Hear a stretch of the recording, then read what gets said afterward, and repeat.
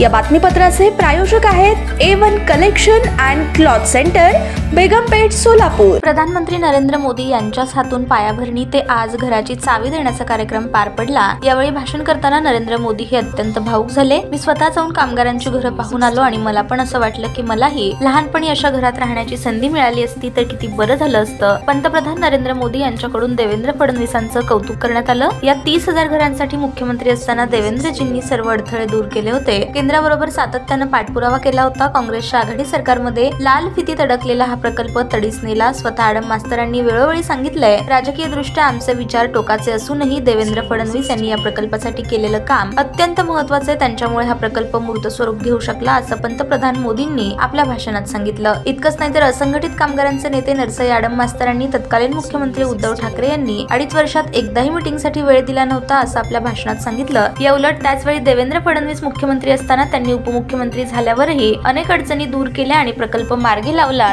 असं बोलत फडणवीसांचे आभार मानले।